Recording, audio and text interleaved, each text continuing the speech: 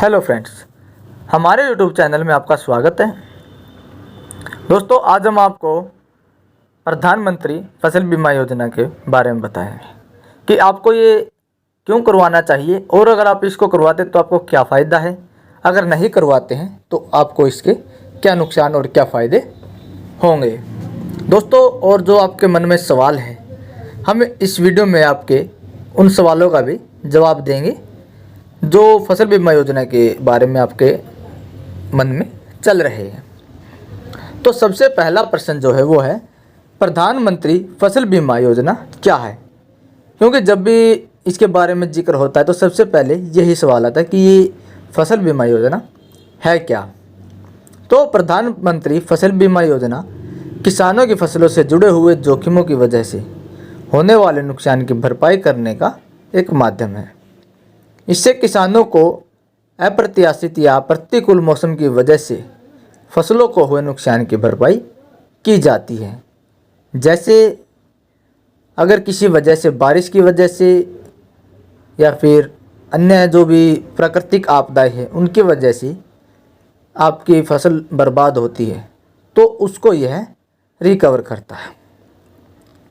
तो दूसरा सवाल जो मन में उठता है वो है कि फसल बीमा कौन करवा सकता है? देखिए, फसल बीमा जो है कोई भी ऋणी, गैर ऋणी किसान अधिसूचित क्षेत्र में अधिसूचित की गई फसलों के बीमे का लाभ उठा सकता है। ऋणी एवं गैर ऋणी किसानों के लिए यह योजना स्वैच्छिक है। इसका किसी के ऊपर कोई दबाव नहीं है कि उसको ये योजना लेनी आवश्यक है। अपने क्षेत्रों में अधिसूचित फसलों एवं उसके अंतिम तिथि के समय या फिर आपको जब ये बीमा करवाना तो आप अपने नज़दीकी CSC केंद्र, इंश्योरेंस कंपनी या कृषि मंत्रालय से संपर्क करें। ऋणी किसान आवेदन की अंतिम तिथि से 7 दिन पहले तक संबंधित बैंक शाखा में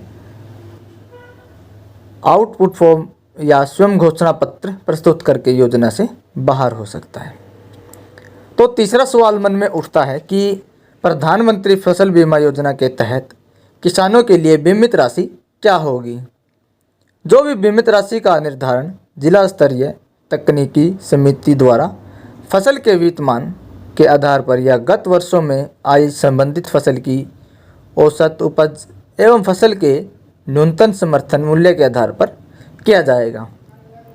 दोस्तों, आपको ये फसल का चार्ट आपके डिस्प्ले पर भी दिख रहा होगा। आप अगर इसको सही से पढ़ना चाहते हैं तो आप इस वीडियो को यहीं पर पॉज कर भी इस चार्ट को ध्यान से देख सकते हैं, नहीं तो मैं आपके साथ इसका लिंक भी साझा कर दूंगा। तो चौथा सवाल जो मन में उठता है वो है, फसल बीमा के लिए कृषक द्वारा देय प्रीमियम दर क्या है? देखिए, खरीफ मौसम के लिए 2%, रबी मौसम हेतु 1.5% और व्यावसायिक और बागवानी फसलों हेतु बीमित राशि का अधिकतम 5% रहता है। तो अगला सवाल है, प्रधानमंत्री फसल बीमा योजना के तहत कौन कौन से जोखिम शामिल हैं?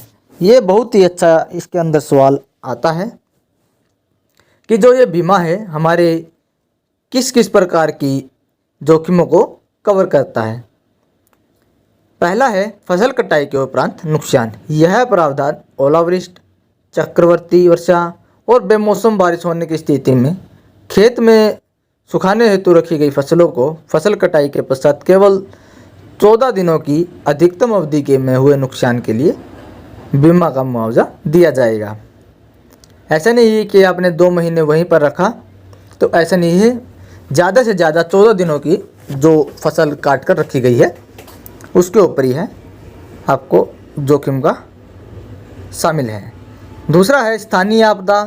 योजना के तहत स्थानांतरित जोखिमों आपदाओं जैसे ओलावृष्टि, जल भराव, बादल फटने तथा अधिसूचित इकाई अथवा किसी खेत के हिस्से पर बिजली गिरने के कारण प्राकृतिक आग लगने से होने वाले नुकसान के लिए बीमा का मुआवजा दिया जाएगा। तो दोस्तों, अगला सवाल है, इस योजना के तहत गैर ऋणी किसान बीमा कैसे ले सकते हैं? तो प्रधानमंत्री फसल बीमा योजना के तहत बीमा प्राप्त करने के इच्छुक गैर ऋणी किसान निकटतम बैंक शाखा, सहकारी समिति, अधिकृत चैनल, पार्टनर, जन सेवा केंद्र यानी कि CSC पर भी आप इसको भरवा सकते हैं। भारतीय डाक, बीमा कंपनी या अपने अधिकृत एजेंट से संपर्क कर सकते हैं। दोस्तों वीडियो ज़्यादा लंबा हो रहा है, बाकी 4 सवाल और बच गए हैं जो आपके मन में होंगे, उसके लिए हम एक अलग से वीडियो बना देंगे, जिसका लिंक आपको नीचे डिस्क्रिप्शन में मिल जाएगा और वीडियो के अंत में भी। Thanks for watching my video.